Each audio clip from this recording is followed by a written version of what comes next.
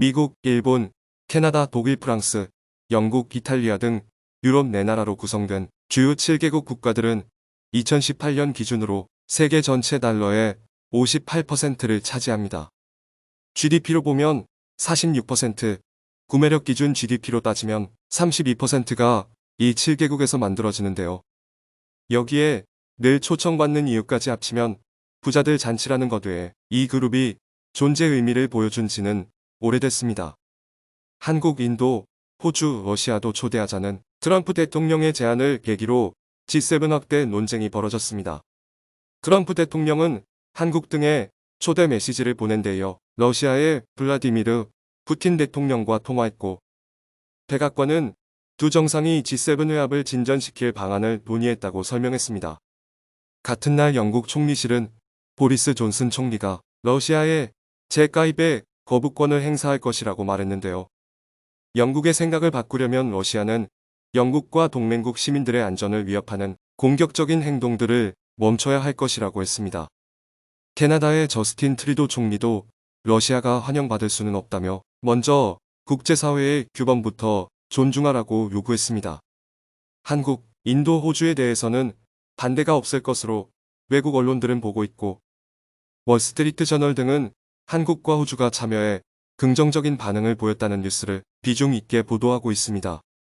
출발은 1973년 산업화된 나라들의 포럼을 만들자는 당시 미 국무장관 조지 슐츠의 아이디어에서 시작돼 서독의 헬무트 슈미트 총리, 프랑스의 발레리 지스카르 데스탱 대통령, 영국의 앤서니 바버 총리가 워싱턴에서 비공식으로 만났고, 몇 달 뒤 일본이 들어갔고 1975년 이탈리아가 합류했습니다. 1976년 미국과 영국은 영어를 쓰는 정상이 더 필요하다며 트리도 총리의 아버지인 피에르 트리도 당시 캐나다 총리를 불러서 G7이 됐습니다. 세계 경제, 세계 자본의 흐름이 잘 돌아가게 하는 게 주된 논의사항이었으나 그 기능도 제대로 되지는 않았고 20세기 후반부터 경제의 축이 아시아로 많이 이동했습니다.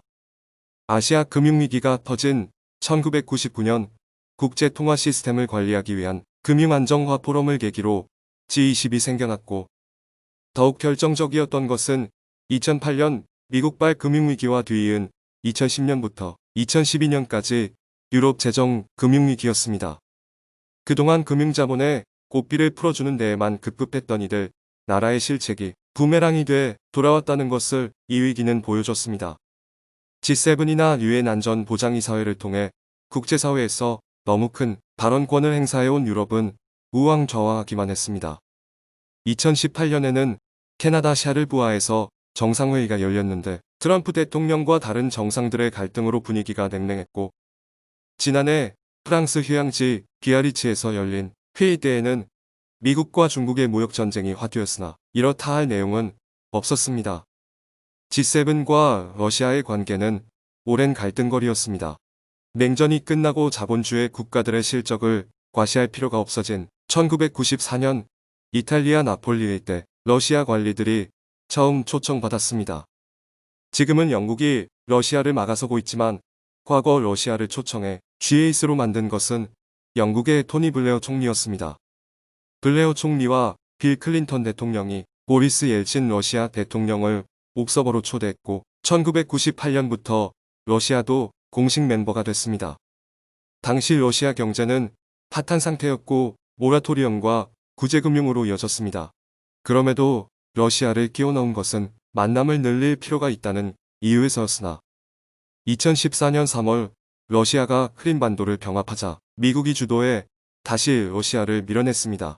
트럼프 대통령은 2018년도에도 지난해에도 러시아를 부르자고 거듭 주장했지만 지난해에는 이탈리아만 찬성했고 나머지 5개국은 거부했습니다. G10으로 확대되는 것에 대한 반대는 많지 않을 것으로 보이고 브라질이 참여하는 G11이 될 가능성도 거론되나 러시아를 포용하는 G12가 될 가능성은 낮아 보입니다.